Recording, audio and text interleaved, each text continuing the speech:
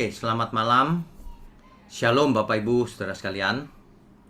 Malam ini kita memasuki kitab 2 Samuel dengan tema Daud, Raja kedua Israel.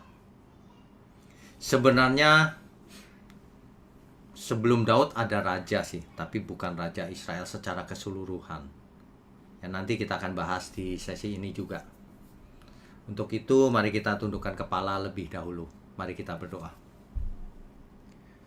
Bapa di surga, kembali kami belajar menelusuri Alkitab. Kiranya apa yang kami lakukan berkenan bagi Tuhan. Kiranya apa yang kami lakukan bisa mencerahkan setiap kami, sehingga hidup kami diubahkan. Mohon berkati mulut hamba-Mu untuk menyampaikan kebenaran ini. Hanya di dalam nama Tuhan Yesus kami berdoa dan mengucap syukur. Amin. Oke, malam ini adalah sesi pertama kitab 2 Samuel dengan tema Daud, Raja kedua Israel. Ya. Ada tersisa pertanyaan dari sesi yang lalu, kita selesaikan dulu. Soalnya pertanyaan ini diberikan kepada saya lewat YouTube, tetapi saya cari nggak ada lagi. Jadi saya nggak bisa jawab. Saya jawab di sini saja ya. Ada yang keberatan bahwa roh yang muncul itu, yang dipanggil oleh dukun di Endor itu bukan roh Samuel asli katanya. Itu adalah roh jahat atau setan yang menyamar. Alasannya apa? Alasannya adalah karena roh itu bernubuat bahwa semua anak-anak Saul yang ada akan mati besok. Nyatanya Isi-Boset tidak mati, malah sempat menjadi raja.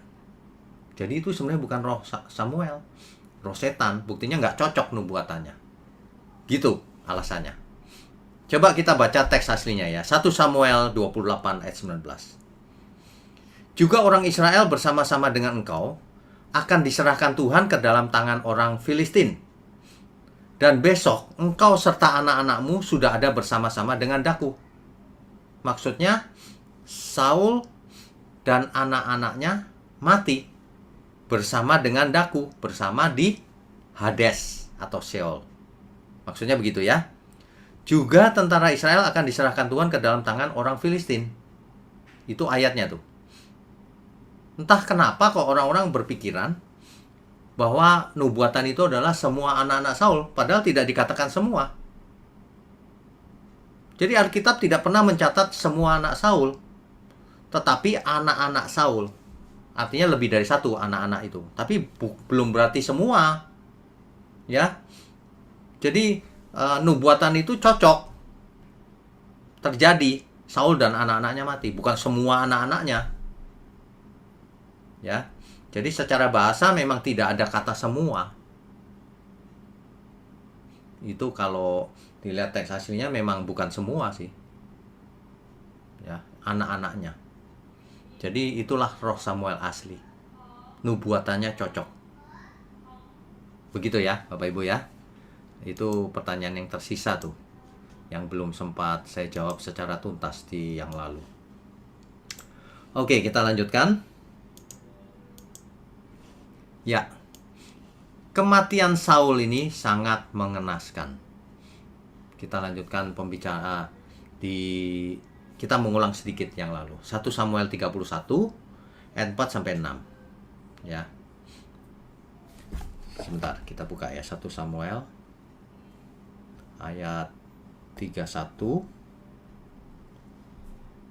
Pasal 31 ayat 3. Mulai dari ayat 3 sampai 5 ya. Oke, saya bacakan. Kemudian makin beratlah pertempuran itu bagi Saul. Filistin makin kuat ya. Para pemanah menjumpainya dan melukainya dengan parah. Lalu berkatalah Saul kepada pembawa senjatanya, "Hunuslah pedangmu dan tikamlah aku, supaya jangan datang orang-orang yang tidak bersunat ini," orang kafir, goyim, menikam aku dan memperlakukan aku sebagai permainan. Tetapi pembawa senjatanya tidak mau. Karena ia sangat segan, masa ia bunuh tuannya? Kemudian Saul mengambil pedang itu dan menjatuhkan dirinya ke atasnya. Dia menusuk diri gitu. Ya. Ketika pembawa senjatanya melihat bahwa Saul telah mati, ia pun menjatuhkan dirinya ke atas pedangnya, lalu mati bersama-sama dengan Saul. Oke, sampai di situ adalah pembacaan kitab kita yang lalu. Kita lanjutkan dulu ya. Ya. Sedangkan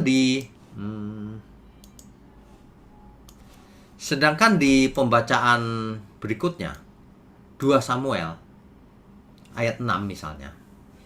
Orang muda yang membawa kabar kepadanya, rupanya ada seorang yang muda menjumpai Daud dan berkata begini, kebetulan aku ada di pegunungan Gilboa. Maka tampaklah Saul bertelekan pada tombaknya, sedang kereta-kereta dan orang-orang kuda mengejarnya. Ketika menoleh ke belakang, ia melihat aku, lalu memanggil aku. Rupanya Saul menoleh ke belakang, lihat anak muda ini dan memanggil. Aku berkata, ya tuanku. Ia bertanya kepadaku, siapakah engkau? Jawabku kepadanya, aku seorang Amalek. Lalu katanya kepadaku, datanglah kemari dan bunuhlah aku, sebab kekejangan telah menyerang aku, tetapi aku masih bernyawa. Aku datang ke dekatnya dan membunuh dia, sebab aku tahu ia tak dapat hidup terus setelah jatuh. Aku mengambil jejamang yang ada di kepalanya dan gelang yang ada pada lengannya, dan inilah dia aku bawa kepada tuanku. Ditunjukkan kepada Daud. Pertanyaannya, Saul sebenarnya bunuh diri atau dibunuh? Nah, Bapak Ibu Saudara sekalian, kalau kita membaca Alkitab, seringkali kita menemui kasus seperti ini. Di 1 Samuel pasal 31 kan dikatakan Saul menjatuhkan diri pada pedang itu. Begitu kan? Nah, terus kemudian mati kan? Menurut si pembawa senjata itu. Tapi di 2 Samuel dikatakan ada orang muda yang melihat Saul dan Saul masih sempat menoleh. Saul minta dibunuh, akhirnya dibunuh karena orang muda ini lihat Saul ini nggak mungkin hidup lagi sih, ketusuk tombaknya itu, pedangnya itu gitu. Jadi yang mana yang benar? Bapak Ibu perlu tahu ya, perlu mengerti bahwa Alkitab itu, semua ayat yang di Alkitab itu saling menjelaskan, saling melengkapi, bukan kontradiksi. Sebab sesuatu yang berkontradiksi itu nggak benar, ada kesalahan pasti. Nah, semua Alkitab tidak ada yang kontradiksi. Ya, jadi ini bukan kontradiksi. Kisahnya sebenarnya begini, Saul menjatuhkan diri kepada tombak atau pedangnya itu, ya. Lalu yang membawa senjata lihat Saul mati nih. Lalu dia bunuh diri juga. Berapa lama kemudian ada seorang muda lihat Saul rupanya belum mati, tapi sekarat. Dia bangun lagi, dia lihat pemuda itu. Dia minta dibunuh aja. Dan pemuda ini lihat gak mungkin hidup juga, tertusuk begitu. Dibunuh supaya tidak menderita. Mengerti ya Bapak Ibu ya? Jadi kalau lihat 2 ayat loh, ini yang benar yang mana nih? Itu saling melengkapi sebenarnya. Ada banyak sekali ayat-ayat Alkitab yang seperti ini. Nah, ini kalau untuk orang yang suka menyerang Alkitab, salah itu Alkitab. Yang satu bilang bunuh diri, yang satu bilang dibunuh gitu. Ya. Nah, yang benar begitu. Jadi bukan salah. Memang kisahnya begitu. Nanti kita suatu hari ketemu ayat yang 1 malaikat, tapi di tempat lain dikatakan 2 malaikat gitu. Itu nggak ada yang salah. Itu setelah berapa lama datang 1 malaikat lagi. Cuma begitu aja, simple saja. Ada banyak hal, ayat-ayat yang sulit dijelaskan. Sebenarnya nggak sulit, kalau mengerti prinsipnya. Ya, ini salah satu contohnya. Jadi kalau Bapak Ibu ditanya orang, Saul bunuh diri atau dibunuh? Saul bunuh diri, tapi ketika belum mati, ada seorang anak muda, ia sadar lagi ada seorang anak muda, lewat, minta supaya dibunuh, supaya nggak menderita, lalu dibunuh oleh anak muda itu. Begitu ya, jelas ya? Oke, Bapak Ibu kalau ikut online Bible Study ini, makin lama makin apa ya, makin cerdas melakukan hermeneutik, melakukan tafsir Alkitab. Karena saya giring kepada konteks yang benar, cara membaca Alkitab. Jadi kalau biasanya sekolah STT yang dijelaskan seperti ini. Oke, kita lanjutkan ya.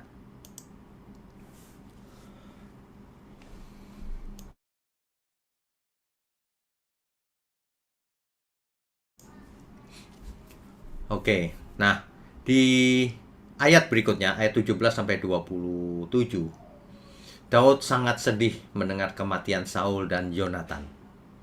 Itulah sebabnya Daud menyanyikan nyanyian ratapan. Ya, Bapak Ibu bisa baca sendiri nyanyian ratapannya ini. Daud sangat kehilangan sahabatnya yang adalah anak Saul, yaitu Yonatan. Kan Yonatan sudah berapa kali tuh mengadakan perjanjian dengan Yakub, sehidup semati. Dan di samping itu Yakub sangat menghormati orang yang diurapi Tuhan. Masih ingat gak Yakub punya Daud punya kesempatan 2 kali membunuh Saul, tapi tidak dilakukannya. Kenapa? Karena Saul diurapi Tuhan.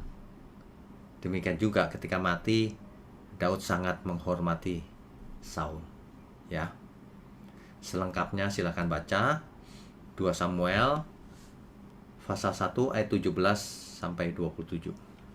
Ya, ini gambar di samping ini mayatnya Saul digantung di tembok kota, juga Yonatan. Oke, kita lanjutkan. Bapak Ibu yang belum mengikuti sesi yang lalu silahkan diikuti supaya nyambung terus ya. Kita sudah sejauh ini, jangan ada yang menyerah. Kita sudah membahas dari kitab Kejadian, sekarang sudah sampai 2 Samuel. Terus Bapak Ibu ya. Oke, kita lanjutkan. Ya. Kemudian di pasal kedua, Daud menjadi raja atas Yehuda, bukan raja atas Israel, hanya Yehuda. Sedangkan Isi-Boset, yaitu anaknya Saul, menjadi raja atas seluruh Israel kecuali Yehuda.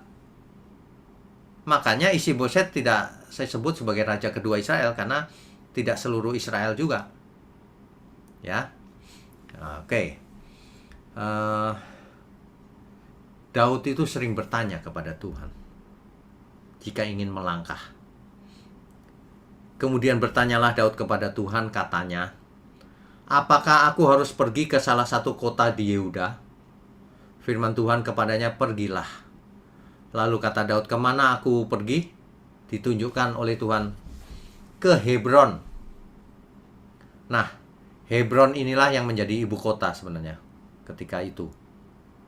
Nah ya, kemudian datanglah orang-orang Yehuda lalu mengurapi Daud di sana menjadi raja atas kaum Yehuda. Cuma kaum Yehuda. Abner bin Ner, panglimanya Saul, mengambil Isi-Boset, yaitu anak Saul, dan membawanya ke Mahanaim dan menjadikannya raja atas Gilead, Asyuri, Yisrael, Efraim, Benyamin, bahkan seluruh Israel. Tentu saja Bapak Ibu harus membaca secara konteks. Seluruh Israel ini tidak mungkin termasuk Yehuda, karena Yehuda sudah mengangkat Raja Daud. Begitu ya, mengerti ya? Jadi jangan letterlux kalau baca Alkitab itu seluruh kata-katanya. Iya, tapi baca itu Daud sudah menjadi Raja Yehuda. Gitu loh. Jadi jangan apa adanya begitu. Nanti salah bacanya. Isi-Boset bin Saul berumur 40 tahun pada waktu ia menjadi raja atas Israel. Dan ia memerintah 2 tahun lamanya. Cuma 2 tahun Isi-Boset. Hanya kaum Yehuda yang mengikuti Daud. Artinya selain Yehuda ikut Isi-Boset. Gitu ya. Dan lamanya Daud memerintah di Hebron atas kaum Yehuda adalah 7 tahun 6 bulan. 7,5 tahun. Ya. Ini petanya. Kalau Bapak Ibu Saudara ingin tahu Hebron di mana? Di sebelah barat Laut Mati. Di bawahnya Yerusalem. Itu Hebron, ya. Oke, kita lanjutkan. Nah, keluarga dari Saul terus berperang melawan keluarga dari Daud. Jadi peperangan antara keluarga Saul dan keluarga Daud ini berlarut-larut, gak selesai-selesai. Padahal Saul sudah mati. Tapi Daud kian lama kian kuat, sedang keluarga Saul kian lama kian lemah. Kalau dibaca ya, Bapak Ibu baca, Saudara baca, ceritanya begini. Abner bin Ner, yaitu Panglima Saul tadi, tersinggung berat terhadap Isi-Boset. Karena Isi-Boset bertanya, Abner, kenapa kau menghampiri gundik ayahku yang namanya Rispa? Waduh, Abner ini kan jauh lebih senior ya. Dia tersinggung, saudara. Sejak itu Abner berpihak pada Daud. Apalagi ia mendengar sebenarnya Tuhan sudah bernubuat Daud akan menjadi pengganti Saul. Abner akhirnya bertemu dengan Daud di Hebron. Ya. Tetapi Yoab, panglimanya Daud, curiga. Ini salah tulis nih. Kalau Abner hanya berpura-pura, maka dibunuhnya Abner. Sekaligus itu sebagai balas dendam karena Abner itu membunuh Asael, adik daripada Yoab. Jadi balas dendam juga ini. Ya. Oke, kita lanjutkan dulu. Ya. Nah, pasal 4, Saudara. Ketika didengar anak Saul itu maksudnya siapa? Isi-Boset, bahwa Abner sudah mati di Hebron, maka hilanglah keberaniannya dan terkejutlah seluruh orang Israel. Saudara ingat, Abner ini panglimanya Saul. Yang lain lemah, yang paling kuat Abner. Begitu Abner mati, yang lain lemah langsung. Akhirnya 2 orang kepala rombongannya Isi-Boset berkhianat. Namanya Baana dan Rehab. Ia membunuh Isi-Boset ketika lagi tidur dan memenggal kepalanya, lalu dibawa ke Daud. Mungkin maksud 2 orang ini ingin menyenangkan hati Daud kali ya. Kan Daud makin kuat nih, Abner mati. Mungkin 2 orang ini berpikir, waduh ini bakal kalah ini. Jadi dia berkhianat. Dipenggal kepalanya Isi-Boset, dibawa ke Daud dengan harapan Daud senang. Tetapi Daud malah menghukum mati mereka. Kenapa? Lagi-lagi Daud menghormati Tuhan yang telah mengurapi Saul. Maka Daud membela keturunannya juga. Jelas ya, Bapak Ibu ya?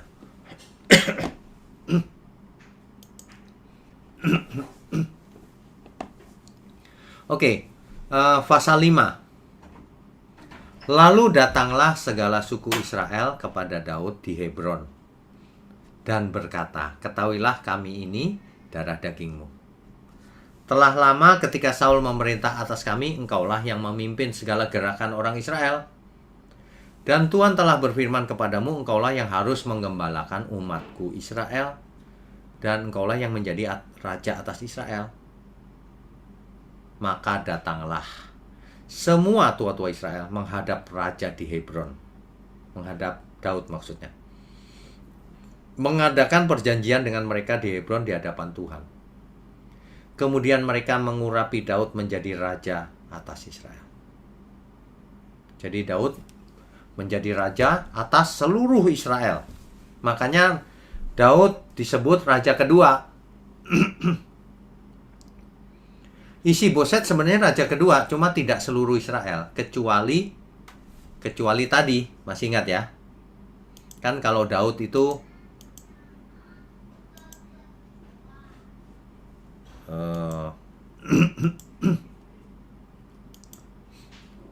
kalau Daud kan memerintah Yehuda. Jadi Isi-Boset memerintah seluruh Israel kecuali Yehuda. Gitu ya. Oke, lanjutkan. Akhirnya Daud diurapi menjadi raja atas Israel. Ketika itu Daud berumur 30 tahun. Pada waktu ia menjadi raja. Dan ia memerintah 40 tahun lamanya. Artinya apa? Daud mati di umur 70 tahun. Ya. Daud berumur 30 tahun ketika jadi raja, memerintahnya 40 tahun gitu ya. Di Hebron ia memerintah atas Yehuda 7 tahun 6 bulan, 7,5 tahun ya. Dan di Yerusalem ia memerintah 33 tahun atas seluruh Israel dan Yehuda. 33 ditambah 7,5, 40,5, ya 40 tahun lah. Ya. Begitu ceritanya. Jadi Daud memerintah dihitung dari sejak di Hebron. Oke, kita lanjutkan. Daud akhirnya menaklukkan Yerusalem dan Filistin, pasal 5 itu. Lalu Daud merebut Yerusalem dari tangan orang Yebus. Bapak Ibu sekalian, jadi di Yerusalem itu tinggal orang Yebus namanya. Orang Yebus ini harusnya diusir pada waktu zamannya Yosua, tetapi Yosua tidak mengusirnya. Itulah kesalahan Yosua dulu. Tuhan memerintahkan supaya Kanaan dibersihkan. Ternyata Yosua tidak selesai tugasnya. Daud inilah yang akan menyelesaikan. Ia menyerbu Yerusalem, merebut kota Yerusalem dari orang Yebus. Ya. Sehingga akhirnya ibu kota pindah dari Hebron ke Yerusalem. Kalau Hebron kan hanya untuk Yehuda. Nah, Yerusalem untuk seluruh Israel. Begitu ya. Lalu makin lama makin besarlah kekuatan Daud sebab Tuhan Allah semesta alam menyertainya. Daud juga memukul kalah orang Filistin sesuai perintah Tuhan. Oke, kita lanjutkan. Ya. Setelah masuk ke Yerusalem dan Yerusalem menjadi ibu kota Israel, lalu Daud ingin membawa tabut perjanjian. Tetapi Daud tidak membawa tabut perjanjian itu seperti yang diperintahkan Tuhan. Gambar ini ilustrasinya begini. Tabut perjanjiannya itu ini dibawa oleh sapi-sapi begini. Akibatnya apa? Akibatnya Tuhan marah sehingga akhirnya Usa, sapinya terpelecok kakinya, terus Usa memegang itu tabut perjanjian dan mati. Daud lalu mungkin takut, mungkin apa ya. Daud lalu tidak mau melanjutkan perjalanan ke Yerusalem, tapi membawa tabut perjanjian ini ke rumah Obed Edom namanya, orang Gad. Selama 3 bulan tabut itu sempat di rumahnya Obed Edom ini. Dan selama 3 bulan itu juga Tuhan memberkati Obed Edom dan seisi rumahnya.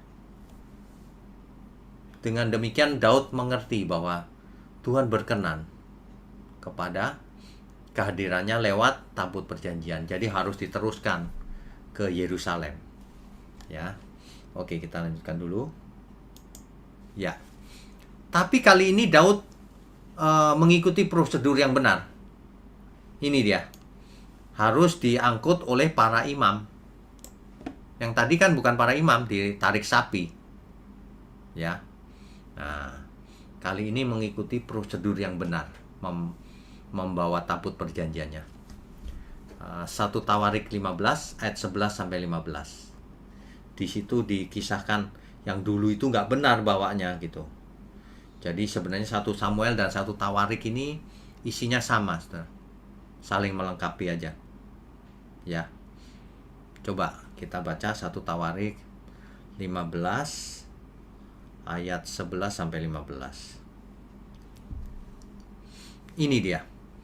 Lalu Daud memanggil Zadok dan Abiatar, imam-imam itu, dan orang-orang Lewi, yakni Uriel, Asaya, Yoel, Semaya, Eliel, dan Aminadab, dan berkata kepada mereka, "Hai kamu ini para kepala puak dari orang Lewi, kuduskanlah dirimu, kamu ini dan saudara-saudara sepuakmu, supaya kamu mengangkut tabut Tuhan Allah Israel ke tempat yang telah kusiapkan untuk itu." Begitu ya. Jadi kali ini Daud mengikuti prosedurnya sesuai dengan perintah Tuhan. Ya, setelah sampai di Yerusalem, Daud punya keinginan untuk membangun rumah Tuhan. Tetapi Tuhan berkata kepada Nabi Nathan untuk disampaikan kepada Daud bahwa yang membangun nanti adalah keturunan Daud dan kerajaannya akan selama-lamanya. Oke, kita lanjutkan ya. Ya. Itu 2 Samuel pasal 7 ayat 1 sampai 17 ya. Oke. Jadi Daud sudah menaklukkan Yerusalem, ia sudah jadi raja di Yerusalem sebagai ibu kota.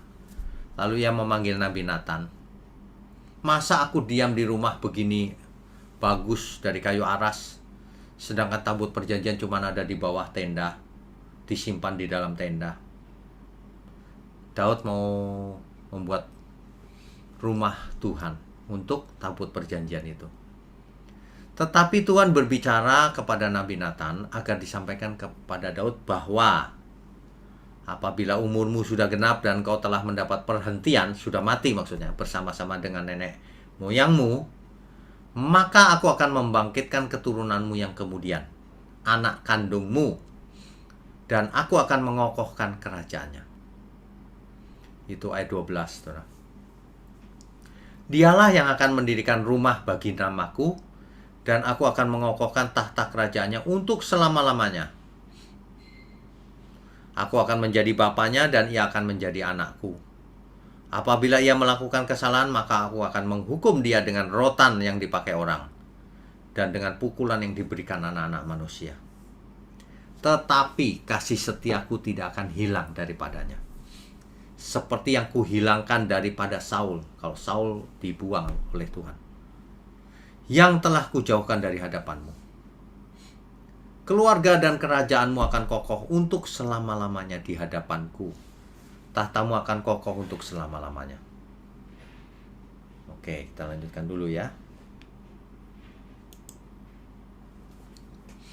Daud mendengar hal itu. Daud tidak sedih, saudara. Dilarang Tuhan untuk membuat rumah Tuhan, nanti keturunannya. Daud lalu mengucap syukur, berdoa mengucap syukur kepada Tuhan bahwa keturunannya nanti yang akan mempunyai kerajaan untuk selama-lamanya, akan membangun rumah Tuhan. Ya. Oke, kita teruskan dulu. Ya. Akhirnya Daud menyelesaikan penaklukan Kanaan secara keseluruhan yang dulu pending ketika zamannya Yosua, lalu Yosua mati, lalu pending ya. Nah, ini kisahnya 2 Samuel 8 ayat 1 sampai pasal 10 ayat 19 ya. Jadi Daud menaklukkan orang Yebus yang di Yerusalem. Yerusalem mana? Yebus ini yang di Yerusalem. Kemudian Filistin yang di samping di sekitarnya Gad ini Filistin. Ya. Kemudian Amon ini. Kemudian Aram di utara sini. Moab di bawah. Juga Edom. Jadi sudah semua dikalahkan. Makanya kerajaan ini menjadi kerajaan yang bersatu, United Kingdom, sejak Raja Daud. Waktu Saul belum, Daud ya, Daud yang sukses. Daud memiliki komitmen untuk selalu taat kepada Tuhan dan perjanjiannya. Dan satu lagi yang luar biasa, Daud sangat hormat pada keputusan Tuhan, yaitu keturunannya Saul, kan diurapi Saul. Makanya Daud bertanya-tanya, masih ada nggak sih anaknya Saul? Keturunannya maksudnya, keturunan Saul. Ternyata masih ada, yaitu anaknya Yonatan, jadi cucunya Saul. Meskipun kakinya timpang, tapi Daud sangat mengasihinya. Dan Daud membawanya ke istana, makan bersama dengan Daud. ya. Ini kisahnya. Daud lahir tahun 1010 sebelum Masehi di Bethlehem dan mati 970 sebelum Masehi di Yerusalem. Memiliki 8 istri dan anak lebih dari 18. Itu Daud. Oke. Ini saudara. Ini adalah Daud, ya. Istrinya 8, ini dia istrinya. 4. Ini 4. Ya. Tetapi yang dari Batsheba, nanti Rabu depan kita akan bahas. Rupanya Daud berselingkuh dengan Batsheba. Padahal Batsheba punya suami Uria. Urianya terbunuh akhirnya, ya. Nah, dari perkawinan dari Batsheba inilah nanti akan ada anaknya Daud yang namanya Solomon. Dari sinilah Solomon akan memperanakan Rehoboam. Dari Rehoboam inilah keturunannya akan terus berlanjut sampai melahirkan Mesias. Ya. Itu kisahnya tuh. Ini, Saudara. Jadi kalau diurutin dari Abraham terus gitu ya. Terus gitu. Maka sampai kepada Daud dan Batsheba, Solomon, Rehoboam. Nah, ini kalau diterusin gitu ya, akhirnya sampai ke keturunannya sampai kepada Yesus, Sang Mesias. Ya. Oke. Kita lanjutkan dulu. Ya. Kalau ada yang meragukan apakah tokoh Daud ini fiktif atau sebenarnya ada, rupanya catatan di luar Alkitab tidak terlalu banyak atau tidak ada yang mengacu kepada adanya Daud. Tapi kemudian ditemukan prasasti ini. Ini adalah prasasti Tel Dan. Di daerah kota Dan, Tel Dan, ya. Ditemukan suatu prasasti dari batu ini. Di situ terukir tulisan-tulisan dalam bahasa Aram, ya. Nah, ini bukti bahwa adanya Raja Daud ditemukan. Prasasti ini berasal dari pertengahan abad 9 sebelum Masehi. Ditemukan di tembok kota Dan pada tahun 1993. Tembok itu kemungkinan dibangun kembali oleh orang Israel pada awal abad ke-7 sebelum Masehi. Setelah mereka merebut kembali Dan dari Asyur. Saudara, kalau ada yang mengerti bahasa Aram nih di sini. Waduh, kok nggak jelas ya, sebentar. Oke, saya ganti nih. Ini saudara. Oh, nggak bisa juga ya. Warnanya merah aja deh. Ya, merah. Ini dia. Saudara. Kalau ada yang bisa bahasa Aram, ini tulisannya artinya adalah House of David. Rumah Daud maksudnya. Ya. Gitu. Oke, kita lanjutkan. Ya. Ada situs lain, saudara ya, namanya Masada. Masada ini adalah benteng dari batu secara alam terjadinya di pantai barat Laut Mati. Dataran tinggi atas mencakup 20 hektar. Ini saudara yang di atas. Dataran tinggi ini luasnya 8 hektar. Ya. Naik tiba-tiba 1.300 kaki atau 40 meter di atas Laut Mati. Tingginya ya. Masada itu berarti benteng gunung. Dan Daud mungkin berhenti di sini waktu melarikan diri dari Saul. 1 Samuel 22 ayat 4 dan 1 Samuel 24 ayat 22. Kemungkinan besar Daud berhenti di tempat ini ketika dikejar oleh Saul. Begitu ya. Saya ingin sharekan fotonya hari ini dan rekonstruksi ketika zaman itu seperti apa kira-kiranya. Ya. Oke, sebentar saya siapkan dulu ya.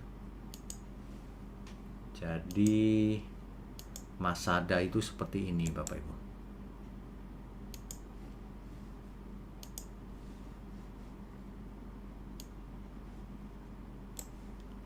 Bentar ya. Oke, kita share.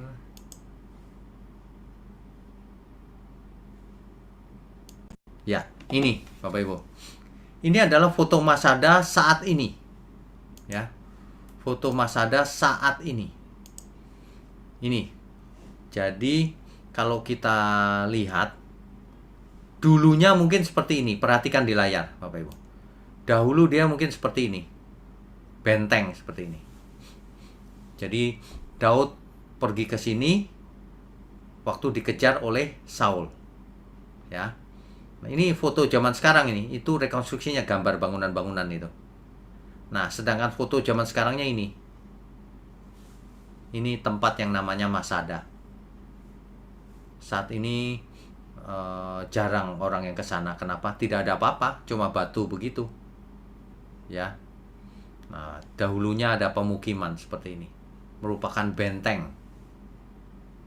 Ya. Oke, ini Masada. Baik, kita lanjutkan dulu. Nah, satu lagi yang menjadi bukti nyata banget adalah Yerusalem, yaitu Bait Allah, lokasi Bait Allah. Kan lokasi Bait Allah kemudian dibangun oleh Salomo akhirnya, ya. Hari ini bagaimana sih dibandingkan dengan ketika zaman itu? Oke, perhatikan di layar ya, Bapak Ibu. Saya akan share lagi.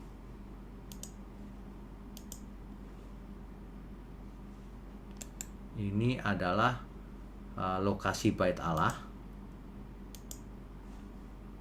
dahulu dan sekarang seperti apa.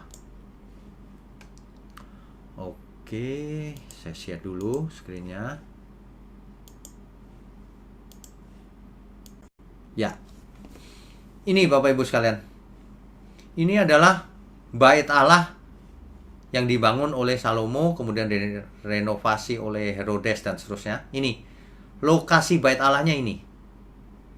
Hari ini, pemandangan hari ini menjadi begini. Perhatikan di layar. Nah, jadi ini lokasi Bait Allah sebenarnya. Ya, ini hari ini. Dulunya begini. Jadi ada Bait Allah yang menghadap ke kita sekarang. Ini. Ada pintu gerbangnya ini. Masuk ke ruang Maha Kudus. Ini bisa oh, nggak bisa ya. Ya, ini Bapak Ibu sekalian. Ya. Hari ini tidak ada. Yang ada adalah tembok barat. Tembok baratnya. Ini di sebelah kiri. Di sebelah kiri kita. Itu ada tembok barat itu. Ya. Nah, jadi kalau dahulunya begini, semua hancur, akhirnya jadi begini zaman sekarang. Yang ada hanya tembok barat, dimana kalau kalau kita ke Israel, kita akan dibawa ke tembok barat itu. Ya, demikian posisi hari ini Yerusalem. Kemudian kita lanjutkan dulu slide kita ya. Tadi sampai di mana tadi? Ya, tadi sampai di sini Masada ya.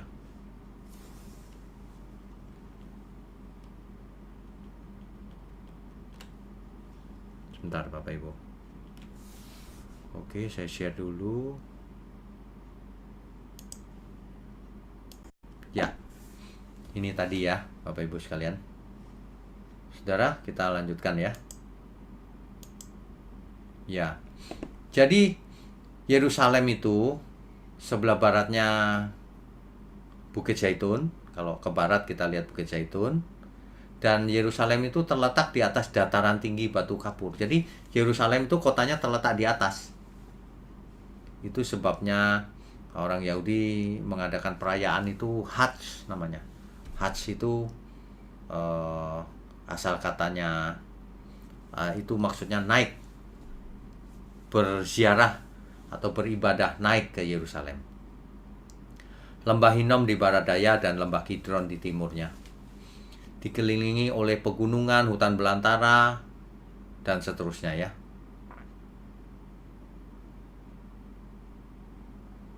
Di zamannya Daud, kemungkinan populasinya cuma 2000. Di zamannya Daud, penduduknya hanya 2000 Yerusalem. Di zamannya Salomo 4500 sampai 5000. Kalau sekarang sudah banyak, puluhan ribu mungkin ya. Oke, kita lanjutkan. Nah ini Bapak Ibu, ini yang namanya tembok barat itu ini. Seringkali orang menyebutnya tembok ratapan kan, tembok barat ini. Tembok bagian barat ya. Jadi ini pada berdoa di pinggir tembok ini. Oke. Ya. Rabu depan kita akan lanjutkan perselingkuhan Daud dan Batsheba.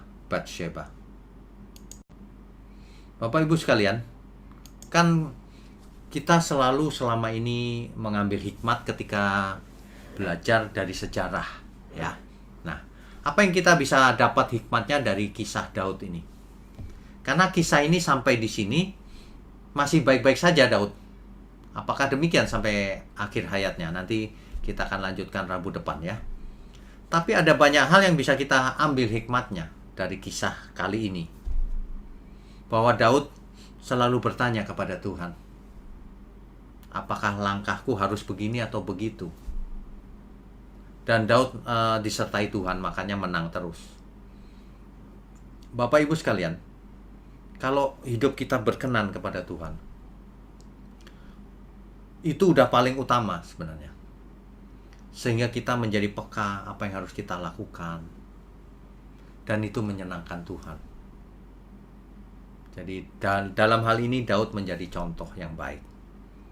Yang kedua, Daud ini luar biasa. Punya kesempatan untuk membunuh Saul, musuhnya itu. Padahal Saul ingin membunuh dia, tapi tidak dilakukannya. Kenapa? Karena ia memandang orang yang diurapi Tuhan. Hari ini, kalau ada orang yang diurapi Tuhan, kita harus hormat sama dia. Ya. Jadi jangan menjadi pemberontak. Jangan hidup ini nggak punya tatanan. Seperti orang liar begitu. Ya. Jadi itu. Jadi meskipun Saul jahat, tapi Daud baik hati kepada Saul. Bahkan sampai pada keturunannya. Ingat Daud ketika jadi raja di Yerusalem, ia cari keturunan Saul. Ada nggak? Ternyata masih ada. Anaknya Yonatan, cucunya Saul. Tapi dalam keadaan timpang kakinya. Diajak ke istana oleh Daud, diperlakukan dengan baik. Luar biasa ya. Daud ini tidak mau berlumuran dosa tangannya. Ia mau taat kepada Tuhan sesuai aturan. Kecuali satu yang tadi, mengangkut tabut perjanjian tapi tidak dengan aturan yang diajarkan Tuhan. Padahal di kitab Taurat ditulis bagaimana mengangkut tabut perjanjian itu. Nah, hari ini kita harus ambil hikmatnya bahwa kita harus taat kepada Tuhan, menyenangkan Tuhan. Jangan mempunyai sifat yang membunuh. Meskipun bukan membunuh dengan fisik, membunuh karakter aja kau seorang pembunuh. Ya. Nanti kalau kita sudah pembahasan ini sampai ke perjanjian baru, wah itu luar biasa itu ajaran Tuhan Yesus. Ya. Tapi sekarang kita akan telusuri terus kisah ini. Minggu depan kita akan lanjutkan dengan kesalahan Daud yang lumayan fatal. Ya. Oke. Baik. Kita bisa lanjutkan dengan tanya jawab. Co-host silakan. Ya, terima kasih Pak Winyo atas kebenarannya pada malam hari ini. Kita akan masuk dalam sesi tanya jawab Bapak Ibu. Bagi yang bertanya silakan raise hand. Karena ini pertanyaannya sangat banyak, silakan pertanyaannya lebih jelas dan singkat padat. Langsung saja Kita langsung ke pertanyaannya. langsung ke penanya pertama. Ibu Verna Wirja Pranata, silakan Bu, di unmute. Bu Verna, silakan. Langsung pertanyaannya. Selamat malam, Pak. Saya mau tanya, Malam. yang pertama, dalam 2 Samuel 3 ayat 14, mengapa Daud masih menginginkan Mikal, anak Daud yang sudah dinikahkan dengan orang lain, Paltiel? Iya. Satu. Ya. Justru Daud ini sangat baik, Bu. Karena sudah dinikahkan ya dia mau bertanggung jawab terus. Padahal dia kalau menikahi siapa saja bisa dengan gampangnya. Tapi dia ingat Mikal. Dulu Mikal menolong dia juga, Bu. Menurunkan, ingat nggak ketika Saul ingin bunuh, diturunkan lewat jendela sehingga Daud lari. Jadi Daud ini orang yang suka membalas budi juga. Tapi dia udah nikah. Ya, kan tapi nikah kan kesalahan Saul tuh, dinikahkan sama orang lain. Bukan maunya Mikal. Gitu. Pertanyaan kedua, Pak. Waktu Daud memindahkan tabut perjanjian dari rumah Abinadab, dia membuat kesalahan karena memindahkan dengan kereta, Betul. ditarik dengan sapi. Betul. Tapi bagaimana tabut perjanjian waktu direbut dari orang Israel kepada orang Filistin tidak pakai peraturan? Ya makanya menimbulkan tulah kan. Kan tabut perjanjian itu direbut Filistin. Nah, di mana tabut perjanjian itu ada, tulah kena orang Filistin. Akhirnya apa orang pindah. Filistin yang menjamah tabut itu juga dibunuh? Tidak menjamah, orang Filistin tidak ditulis menjamah, tapi tabut itu di kota mana orang Filistin kena tulah semuanya. Pindah-pindah kena terus, akhirnya orang Filistin dikembalin aja deh, gitu tabutnya. Gitu, Bu. Pakai kereta juga. Ya, tapi itu kan orang Filistin. Jadi dimaafin ya, Pak? Bukan dimaafin, orang Filistin sudah kena tulah, Bu. Apanya yang dimaafin? Kan kena Jadi tulah terus. peraturannya nggak berlaku ya? Peraturan juga nggak berlaku, orang Filistin juga nggak ngerti peraturan itu, Bu. Ya, makasih Pak. Ya, oke. Berikutnya. Ya, selanjutnya Bapak Asahel Santoso, silakan Pak, di unmute. Baik, malam Pak Beknyo. Selamat malam. Mungkin mau tanya, Daud itu kan orang yang diurapi Tuhan, Ya. dan tentunya sebagai orang yang diurapi Tuhan, dia tahu tentang hukum Allah ya. Ya. Jangan berzinah, jangan mengingini hamba harta yang lain, tapi dia justru berzinah dan membunuh suaminya kan. Tapi yang jadi pertanyaan kenapa justru dari keturunan yang dari zina itu yang lahir Mesias, kenapa tidak dari keturunan yang baik-baik? Di sisi yang lain, kalau Daud tidak berzina dan berbuat dosa, apakah Mesias tidak lahir kan? Bisa dipikir seperti itu, Pak. Oke. Seandainya, ini kan berandai-andai semua kan? Iya, Pak. Seandainya Daud tidak berzina dengan Bathsheba, yang namanya nubuatan Tuhan pasti terjadi, Pak. Cuma bukan melalui Bathsheba. Namanya berandai-andai, saya juga jawabnya berandai-andai. Tapi mengapa melalui Bathsheba dipakai Tuhan untuk melahirkan melalui silsilahnya itu, Mesias. Nah, inilah kehebatan Tuhan kita, Pak. Tuhan itu memakai siapa saja untuk silsilah itu. Bahkan mampir ke orang Kanaan, mampir ke Moab, ya kan? Tamar itu orang Kanaan, Ruth itu orang Moab, perempuan Moab. Sekarang malah hasil perselingkuhan lagi. Tuhan tuh mampir kemana-mana karena Tuhan tidak membeda-bedakan. Nah, ini luar biasa, Pak. Bayangkan kalau Tuhan memakai silsilah itu lewat imam-imam semua gitu. Nggak ada implikasinya, Pak. Kalau ini ada implikasinya nih. Implikasinya adalah siapapun kita, orang tua kita siapapun, Tuhan tidak peduli. Yang penting pribadi kita oke apa enggak. Karena Tuhan memakai semuanya untuk kemuliaannya.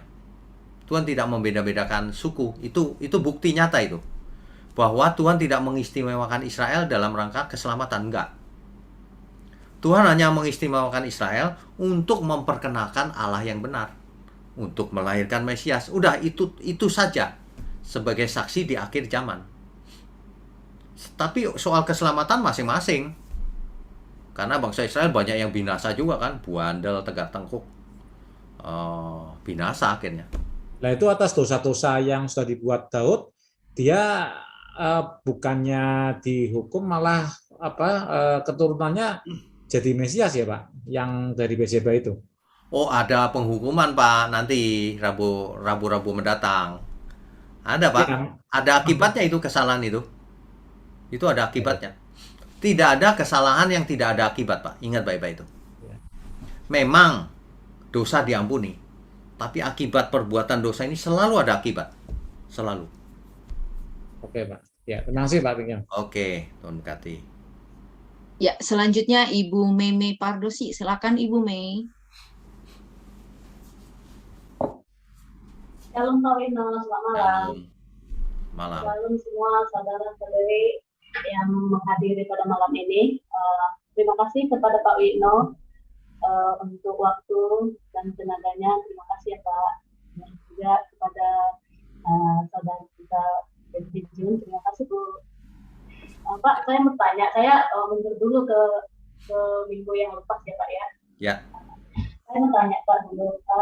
Apakah roh jahat itu sudah ada sebelum Lucifer memberontak kepada Allah ya Pak? Sebentar Bu, suaranya kurang jelas. Kenapa Bu? Oh ya, maaf ya Pak. Apakah roh jahat sudah ada sebelum Lucifer memberontak kepada Allah? Oh, oke, baik. Ini topiknya lain nih. Baik. Tapi gini, jawabannya singkat saja. Allah menciptakan makhluk surgawi itu ada di surga, di Gunung Kudus Tuhan. Lalu ia memberontak. Ya. Tapi sebelum memberontak, ia menyeret malaikat-malaikat yang lain untuk ikut dia. Nah, ia menyeret sepertiga malaikat di surga, memberontak. Terjadi peperangan di surga. Sehingga ia dikutuk. Ia menjadi setan atau iblis. Sedangkan sepertiga malaikat yang ikut dia dikutuk menjadi roh-roh jahat di dunia ini. Gitu. Maksudnya intinya yang pertama itu adalah Lucifer ya Pak ya? Intinya setan hanya satu atau iblis yang tadinya makhluk surgawi. Itu karena memberontak dikutuk menjadi setan atau iblis. Sama, setan sama iblis sama. Oh, setan sama iblis sama? Sama. Oh, oke. Jadi Sepertiga malaikat dikutuk menjadi roh-roh jahat di dunia ini sampai sekarang. oke. Jadi kekuatan daripada dukun-dukun itu daripada roh jahat ya Pak? Betul. Itu roh-roh jahat pasti. Oke Pak. Satu lagi boleh ya Pak? Boleh. Pak, ini kan tentang Saul ya Pak ya. Saul, ya.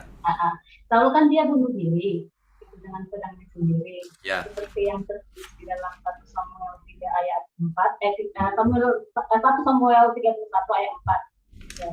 Apakah orang yang bunuh diri adalah kekejian di mata Tuhan ya Pak ya?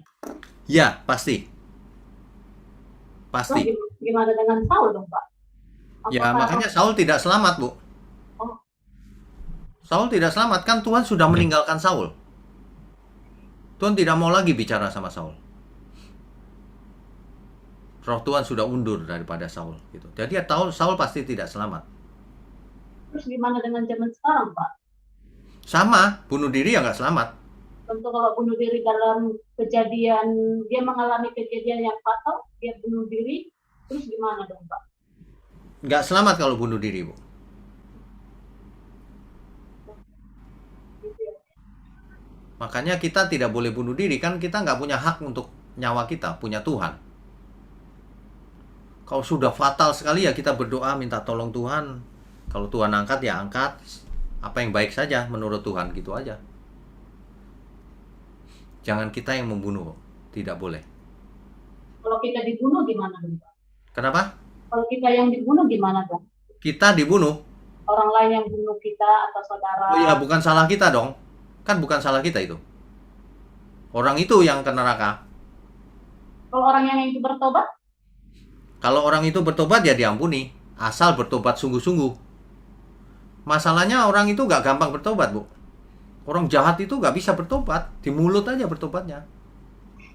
Kalau dia bertobat, dia harus bayar harga mahal sekali biasanya. Gitu. Yang ngeri juga ya Pak ya. Iya, ada sebab akibat. Berarti hidup ini dong nggak bisa main-main dong. Nggak bisa, siapa suruh main-main? Iya. Ya, Wah. jangan main-main. Iya nih, apalagi ini ya Pak ya, kalau mendengar kesucian Tuhan ya, ayo ngeri banget nih. Iya, betul. Tapi Tuhan itu luar biasa loh, Bu. Kalau kita berkenan gitu ya, kita bisa senang gitu bersama Tuhan. Iya Pak, apalagi kalau kita merasakan damai sejahtera ya Pak ya. Iya, luar betul. biasa. Iya, Betul. saya sudah merasakan Pak, walaupun pertobatan itu bukan langsung otomatis gitu ya, Ya, perlahan Tuhan. pelan-pelan. Memang melalui proses, Bu. Pelan-pelan nanti makin lama makin damai sejahteranya makin besar. Ya, Iya Pak, ini haus firman ini Pak, bagus. firman kebenaran ya. Tuhan. Iya, makasih Pak ya. Oke, Tuhan berkati. Oke, Tuhan berkati, shalom. Shalom. Ya, selanjutnya Bapak Rafli Rinaldi, silakan Pak Pak Rafli, Rafli. silakan. Ya, selamat malam Pak Wiknyo. Selamat malam. Malam ini kita bahas, ternyata ada lagi kontradiksi Pak ya, seperti minggu lalu Pak ya. Ya, Saya tadi mendengar penjelasan Pak Wiknyo ya mengenai di 1 Samuel ayat 31 Pak ya, ya, Roh. dengan 2 Samuel ayat 2 Samuel pasal 1 Pak ya. Ya, Tadi Bapak menjelaskan bahwa yang di 2 Samuel itu adalah Saul belum mati Pak ya, sehingga ketika orang Amalek itu melihat, dia lalu membunuh begitu Pak ya. ya, Begini Pak ya, saya kembali lagi ya, kita yang minggu lalu itu kan Pak Wiktor mengatakan apa yang ditulis Alkitab itu kita terima ya. Ya. Nah, kembali berdasarkan hal itu Pak, saya juga ingin membandingkannya dengan catatan kita, pelajaran kita pada malam hari ini Pak. ya, Kalau di pasal 31 ayat 1, pasal 31 1 Samuel itu kan jelas dikatakan Pak, Saul mati, bukan Saul sekarat, ya kan? Ya. Dan dia punya pembawa senjata itu juga tidak mungkin bunuh diri kalau seandainya dia tidak melihat bahwa Saul itu betul-betul sudah mati, Pak. Adapun di 1 Samuel pasal 2 Samuel pasal 1 ada seorang Amalek yang mengatakan bahwa dia yang membunuh membunuh Saul.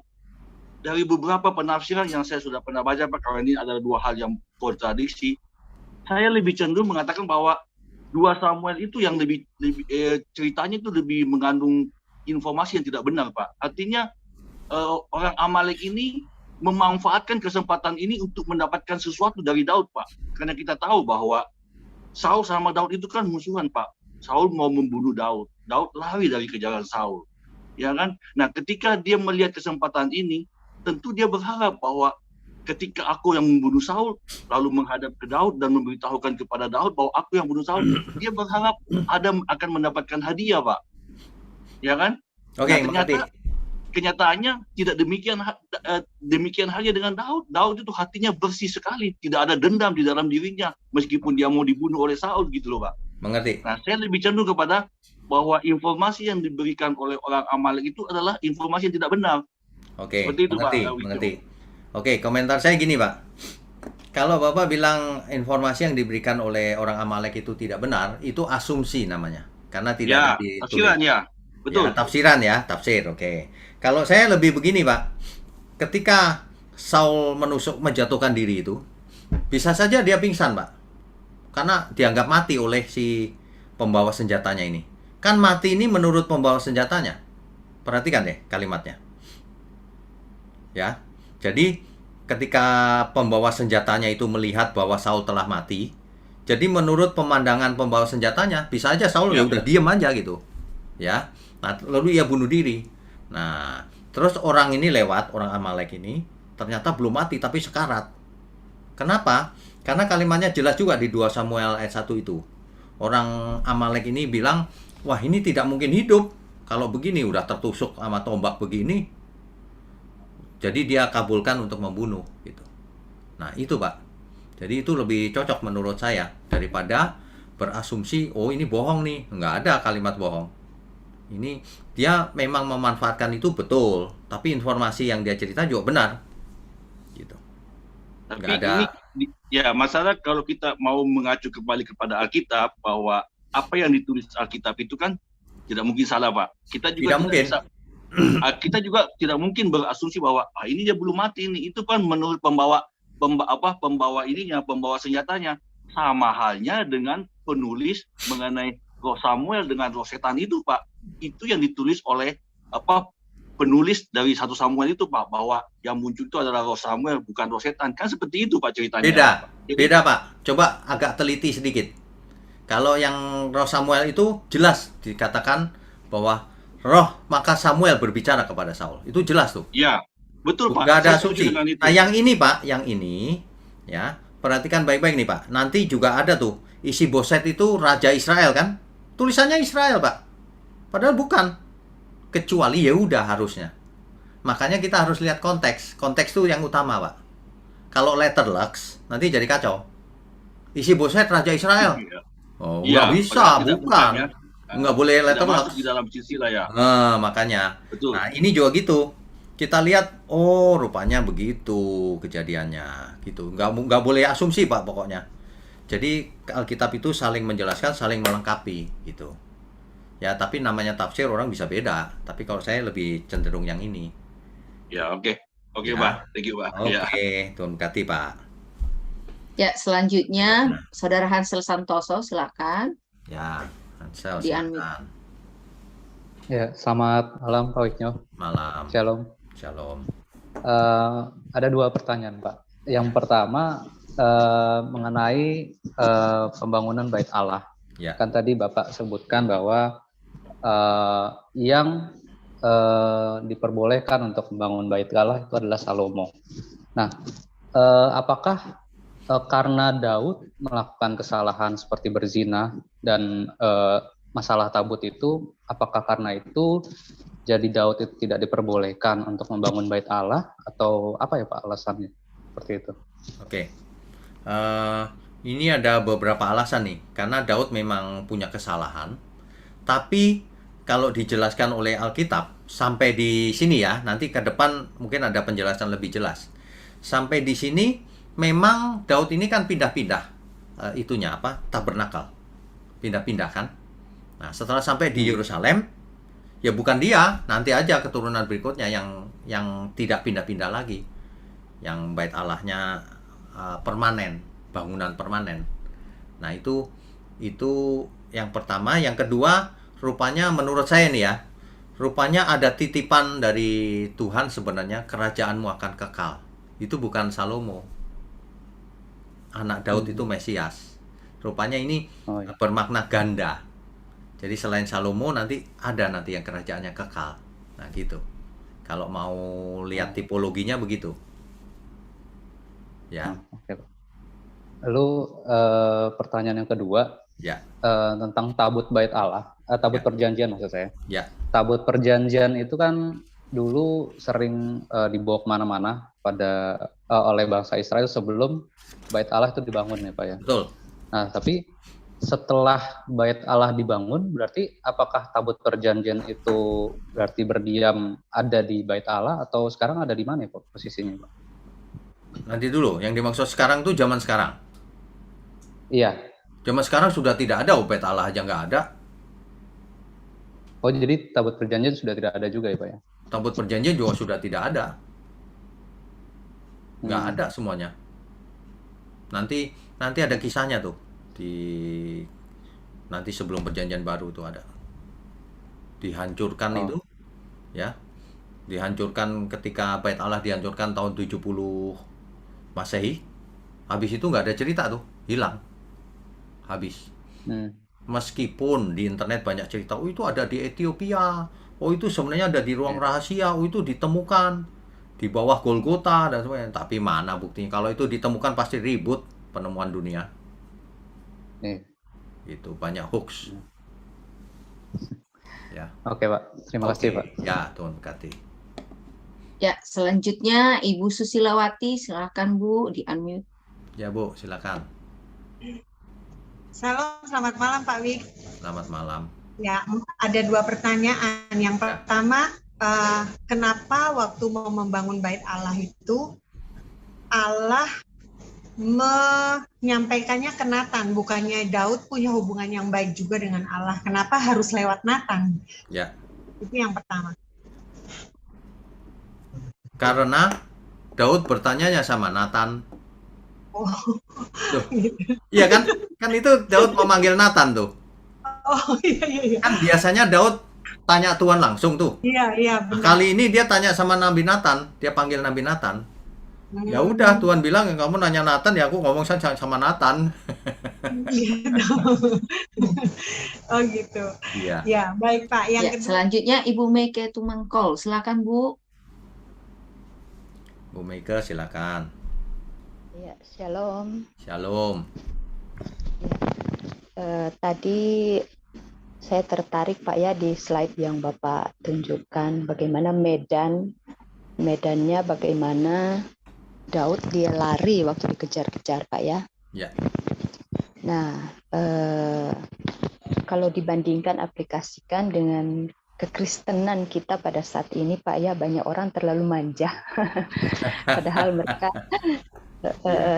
terlalu manja dan bahkan sampai mau datang ibadah saja, tinggal naik mobil, semua sarana ada, Ya. tapi banyak orang tidak memperjuangkan itu. Ya. Tapi yang menjadi pertanyaan saya begini Pak, karena saya lihat medannya itu loh Pak, waktu dia lari itu Ya. kan, Ya. wah bukan datar begitu, itu luar biasa. Ya. Nah pertanyaan saya pada waktu Daud dia lari, waktu dikejar-kejar oleh Saul itu dia lari tujuannya apa Pak? Apakah dia punya perasaan takut waktu dikejar Saul atau cuma demi melindungi dirinya saja untuk tetap selamat? Oke. Kalau kita lihat Saul sudah beberapa kali mau nombak kan. Tapi Daud nggak melawan, lari. Itu bukan karena takut loh Bu. Kenapa? Karena Daud sudah biasa menghadapi banyak sekali tentara, sudah biasa perang yang pertama. Yang kedua, Daud waktu jadi gembala aja, singa aja dirobek sama dia. Ya, jadi Daud nggak bisa dianggap enteng nih. Goliat aja mati. Jadi nggak takut sama Saul. Tapi Daud nggak mau menyakiti Saul karena Saul adalah raja yang diurapi Tuhan. Dan itu konsisten Daud. Sampai keturunannya aja dicari, mau ditampung sama dia. Kalau ada yang membunuh keturunan Saul, dibunuh lagi sama dia. Aku saja nggak membunuh, kau bunuh ya, gitu. Kan 2 kali itu kejadian itu. Yang terakhir itu orang Amalek tadi itu. Nih, lihat nih. Gitu. Wah, dibunuh sama Daud. Begitu Bu. Ya, berarti tujuannya itu Pak ya, karena dia begitu menghormati Ya. Saul ya Pak ya, Betul. menghargai karena Betul. dia juga adalah utusan Tuhan. Buktinya gini Bu, buktinya 2 kali Daud memiliki kesempatan bunuh Saul. Tapi nggak dilakukannya juga. Diambil jubahnya, potongan jubahnya dari jauh. Saul, aku sudah punya nih. Aku nggak bermaksud jahat loh, gitu. Jadi itu membuktikan bahwa Daud bukan takut, bukan apa. Bukan benci juga, tapi menghormati, sangat menghormati keputusan Tuhan. Ya, oke. Baik Pak, terima kasih. Oke, Tuhan berkati. Ya, selanjutnya Ibu Maria Krasyantiana. Silakan Bu, Ibu Maria. Bu Maria, silakan. Selamat malam, Pak. Selamat. Pak Wignya, ini saya mau nanya, kalau untuk saat ini diurapi itu seperti apa? Maksudnya bagaimana? Hari ini? Iya. Oke, hari ini yang dimaksud diurapi itu ya Bu. Kalau di zaman perjanjian lama, diurapi itu adalah mau menjadi seorang nabi diurapi. Mau menjadi imam diurapi. Iya. Menjadi raja diurapi. Nah, hari ini pengurapan artinya lain lagi. Kalau seseorang diurapi Tuhan, artinya dipakai Tuhan. Hari ini. Jadi tidak upacara khusus pakai minyak gitu, enggak. Diurapi itu orang yang dipakai Tuhan. Jadi kalau kita berdoa, Tuhan urapi mulutku, artinya tolong pakai mulutku gitu. Tuhan urapi hidupku, pakailah hidupku. Pengurapan hari ini maksudnya itu, penyertaan Tuhan yang ada pada kita, pakailah aku Tuhan. Kita harus tahu bahwa sekarang kita disertai Roh Kudus. Harus menghayati hal itu. Jadi sebenarnya kita lebih dari diurapi pakai minyak itu jauh lebih hebat sekarang. Roh Allah yang Maha Tinggi ada dalam diri kita. Begitu, Bu. Iya. Saya mau nanya satu lagi. Kan tadi itu dikatakan Raja Daud kan berselingkuh dengan Batsheba. Cuman kan yang hasil perselingkuhannya itu kan meninggal, Pak. Kan bukan menjadi Salomo itu. Oh, jadi Salomo, Bu? Loh, kalau saya baca dulu kayaknya yang meninggal itu. Nanti Selingkuh. Rabu depan ya kita baca ya. Oh iya. Ya Rabu udah depan itu kan aja, ada. Pak. Ya. Oke, Tuhan berkati. Mungkin saya lupa. Ya, ada yang meninggal memang. Ya. Tapi dari situ lahir juga Salomo. Ya, selamat malam, Pastor. Selamat malam. Ya, saya mau tanya, di akhir hidup kan pertama kan Salomo itu kan hidupnya kan luar biasa, diurapi Tuhan, diberikan roh hikmat, akal budi dan luar biasa lah gitu. Tapi di ending hidupnya itu dia menyembah berhala juga dengan istri-istrinya itu. Yang menjadi pertanyaan saya, menurut Bapak, kalau penyembahan berhala itu kan sangat keji ya di mata Tuhan gitu. Tuhan tidak berkenan. Itu kalau menurut Bapak itu apakah Salomo selamat atau enggak, Pak? Maksudnya masuk dianggap sebagai orang benar, tetap orang benar sehingga dia selamat, atau masuk masuk surga atau masuk alam maut gitu, Pak? Mengerti, ya. Jadi sebenarnya kita tidak tahu, Bu, Salomo itu bertobat atau tidak di saat akhir-akhir hidupnya. Kalau seandainya ia menyembah berhala tapi tidak sempat bertobat, ya pasti tidak selamat. Kan kita nggak tahu tapi. Kenapa? Karena ada tulisan-tulisan lain yang kitab pengkhotbah atau kitab kitab pengkhotbah misalnya. Itu jangan-jangan Salomo ikut menulis gitu, bahwa segala sesuatu sia-sia nih. Jangan-jangan ia bertobat juga akhirnya. Nah, itu yang kita tidak tahu. Jadi, apakah Salomo selamat atau tidak, saya tidak tahu.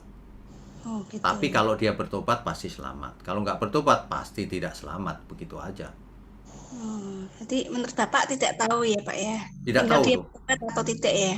Tidak tahunya itu, apakah ia bertobat atau tidak. Itu. Nah, itu yang kita tidak tahu. Di Alkitab tidak dijelaskan ya, Pak Nggak ya? dijelaskan. Iya, Pak. Ya. Sudah itu aja. Oke, ya. Tuhan berkati. Ya, Tuhan berkati. Oke. Silakan, Ibu. Selamat malam, Bapak Pendeta Wisnu. Selamat malam. Orang baru, Pak, ini dari Minahasa Tenggara. Oh. Iya, saya dapat linknya dari anak saya, Michelle. Ibu pernah ikuti di YouTube mulai kitab Kejadian? Dari Kejadian pertama sampai ke minggu lalu saya ikut itu setiap hari Kamis pagi, Pak, sebelum kantor. Wah, mantap. Mantap. Terima kasih penjelasan-penjelasan yang luar biasa, Pak. Hikmat Tuhan beserta Bapak. Amin. Saya boleh bertanya dua, Pak? Silakan. Terima kasih. Untuk pertama, Pak, tentang pemilihan bangsa Israel. Ya. Yang saya tanyakan, apakah memang pemilihan atas bangsa Israel ini hanya berdasarkan karena janji Tuhan terhadap Abraham, ataukah memang dalam tokoh-tokoh keturunan-keturunannya sampai bisa melahirkan Mesias, apakah memang di dalam perjalanan bangsa Israel itu memang ada tokoh-tokoh yang layak dan berkenan sehingga janji Tuhan tidak putus bagi pemilihan atas bangsa Israel untuk melahirkan Mesias Juru Selamat kita? Ya, terus? Itu, ya. Yang kedua, bisa langsung, Pak? Yang kedua? Ya. Iya, terima kasih. Ini terkait dengan hidup kita orang Kristen yang percaya atas terhadap Tuhan Yesus di zaman anugerah ini ya, Pak ya. Kalau saya mengikuti penjelasan Bapak, apakah kita sama juga dengan perjalanan bangsa Israel yang misalnya Tuhan sudah memilih kita, misalnya keluarga kita sudah diberkati, diperkenankan untuk menjadi alatnya dalam tentu berbagai pekerjaan dan profesi ya Pak ya. Tetapi ketika kita mungkin dalam pengajaran-pengajaran Bapak dan juga Bapak Erastus kita meleset ya dalam hal-hal perjalanan kehidupan kita, kemudian kita menerima kebenaran firman, lalu kita bertobat, ya, kemudian kita kembali berusaha untuk hidup. Apakah pemilihan Tuhan ini akan nyambung lagi, Pak, tetap Oke, untuk keluarga mengerti. kita dan keturunan kita? Perlu diketahui saya mengikuti Bapak sejak 2019, Pak. Saya menemukan khotbah Bapak di Luar biasa. Terima Ya, kasih puji Tuhan Tuhan. itu Baik, Bu menuntut Femi. saya mengikuti Ya, penjelasan Bapak. Terima kasih, Pak. baik. Bu Femi, yang pertama, Ya, dasar pilihan Tuhan memilih bangsa Israel. iya, Dasarnya adalah karena Tuhan sudah janji dengan Abraham. iya, Pak. Jadi bukan karena bangsa Israel itu baik atau punya kelebihan atau apa, enggak. Justru sebaliknya, bangsa Israel itu tegar tengkuk.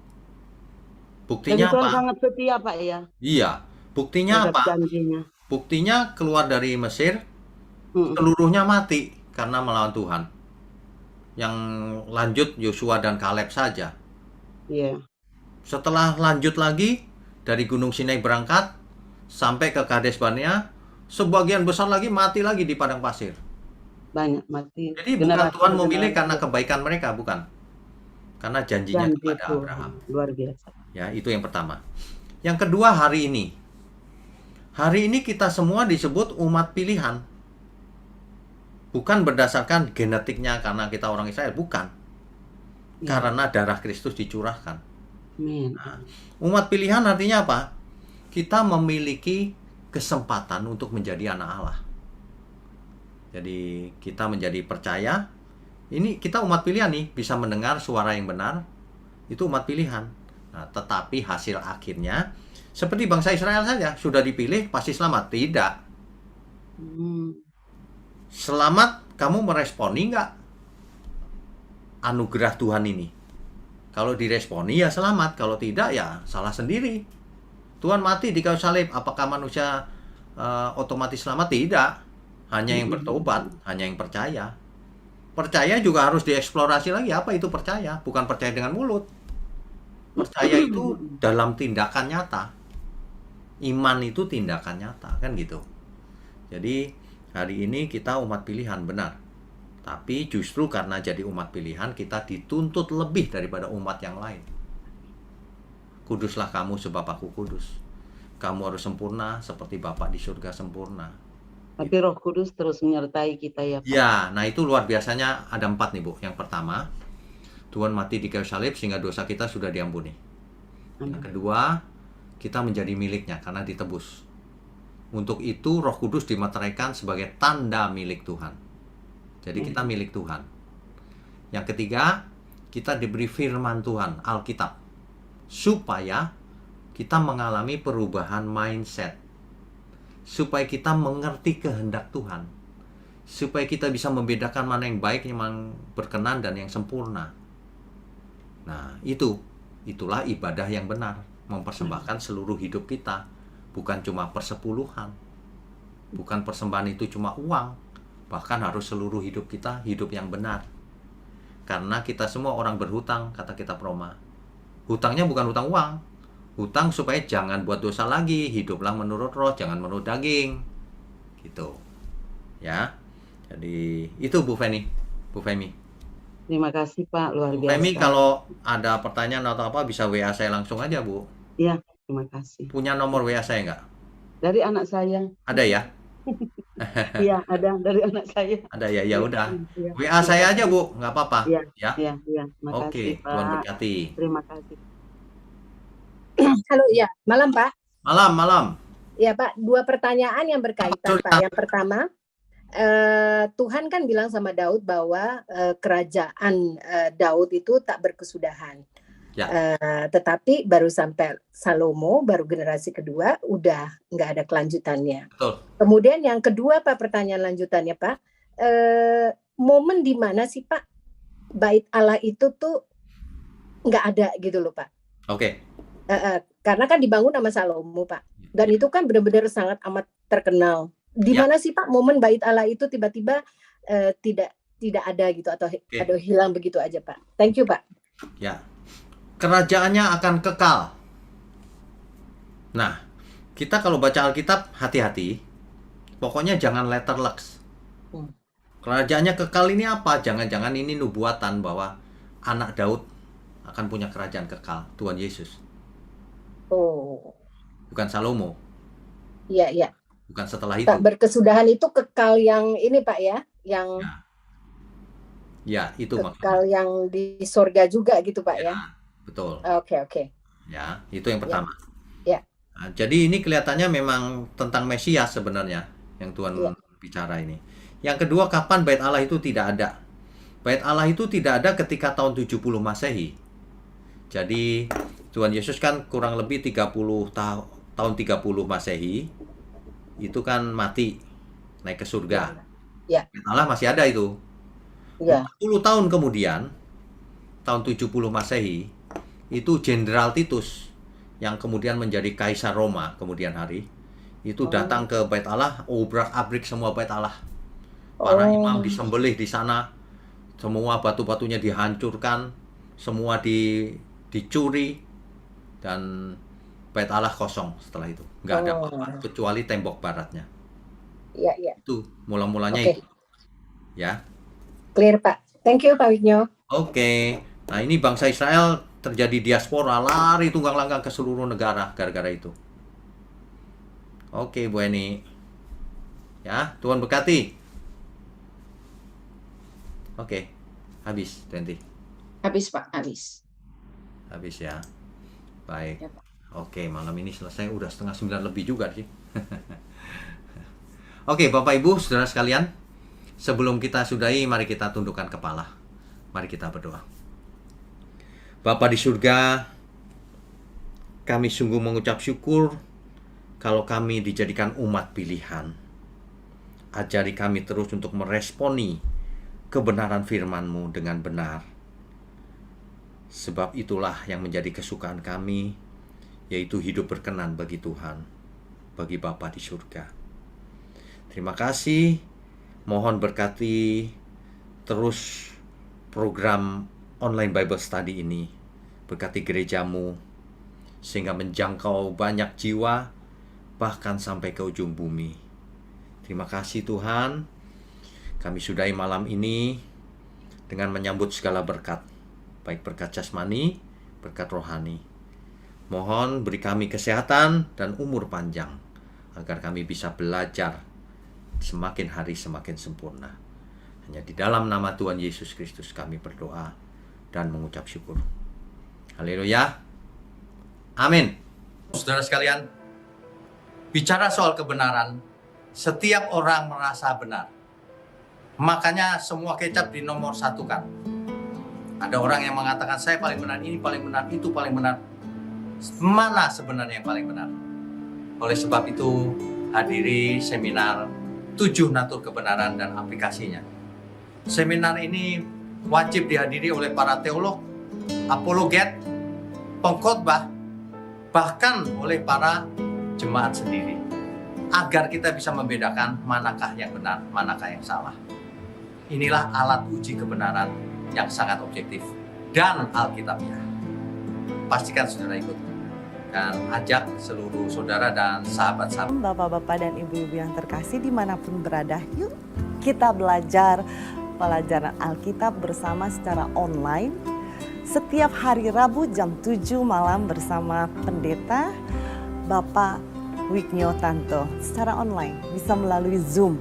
Tetapi kita harus mendaftarkan dulu ke nomor berikut ini. Selamat bergabung dan Tuhan Yesus memberkati.